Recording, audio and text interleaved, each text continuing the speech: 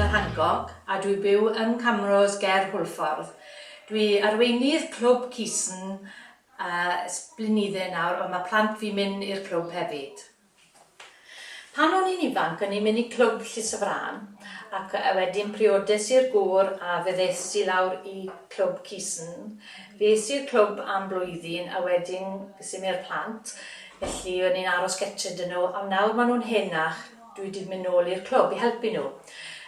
Dwi hyn o'r bryd un o'r eistlywydd y sir a dwi'n mwynhau mynd i cwrdd â pobl pob mis i siarad â nhw. Dwi'n teimlo bod gyda'r young farmers, maen nhw'n pobl ifanc, hobi fi yw'r pobl ifanc. Dwi'n enjoyo mynd, fi yw fel mam nhw gyd. Dwi'n mynd â cwrdd â pobl, dwi'n trio siarad â lot o nhw, achos ym lot o Gymraeg i gael lawr ffordd hyn.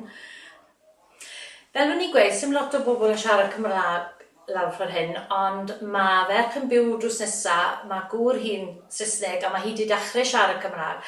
Felly dwi yn helpu hi siarad a mae hi'n helpu fi nôl hefyd. A na beth dwi'n teimlo gyda'r pobl ifanc, os maen nhw'n gwybod bod chi'n siarad Cymraeg, maen nhw'n helpu chi. Mae ffrindiau dy fi yn clwb Llysfran, Hermon, mae ffrindiau mawr dy fi yn Hermon, a maen nhw'n helpu fi, maen nhw hyd yn siarad Cymraeg gyda fi wedyn.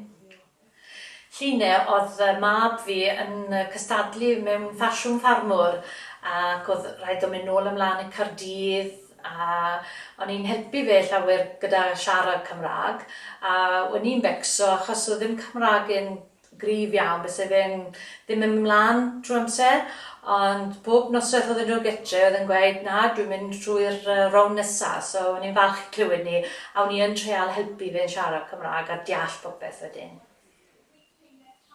Hefyd yn y clwb, mae rai o plant yn dod lan a gofyn fi helpu nhw gyda gwaith cartref Cymraeg, neu gwedwch bod ar aelodau gyda nhw, dwi'n helpu nhw wedyn, a fi'n mwynhau helpu'r plant.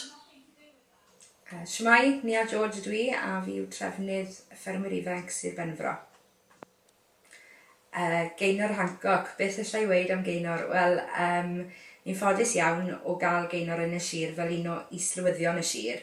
Sy'n golygu bod hi'n gefnogol iawn i digwyddiadau o fewn y sir a mae'n wastad yn barod i gynghori aelodau a bod yn gefnogol i unrhyw weithgareddau i ni fel sir yn wneud, ond wrth gwrs hefyd mae'n arweinydd yn y clwb lleol dy hi, sef Cisten, efallai clwb sydd ddim yn amlwg gyda'i defnydd o'r Gymraeg, ond mae rhywun fel Gaynor yn teip o berson sy'n siarad â pawb, wneud i bawb i dimlo yn gartrefol ac yn hapus ac yn gallu, os bod angen, siarad yn yr iaith fel mae'n gweld.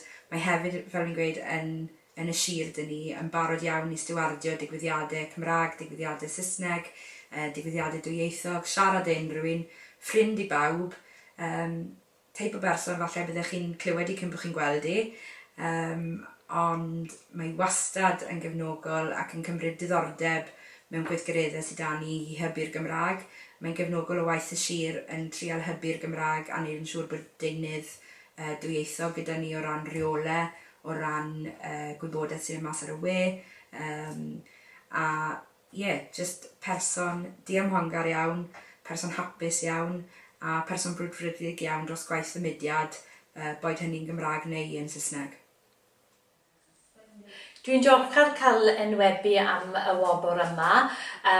Dwi'n meddwl Eirlys o Hermon roi o enw fi mlaen. So diolch yn fawr Eirlys. Diolch yn fawr i pob un sy'n siarad Cymraeg dy fi. Mae Alwyn Evans, Edna, Ionwy a Nia yn Sir Benfro yn helpu fi lawer. Diolch.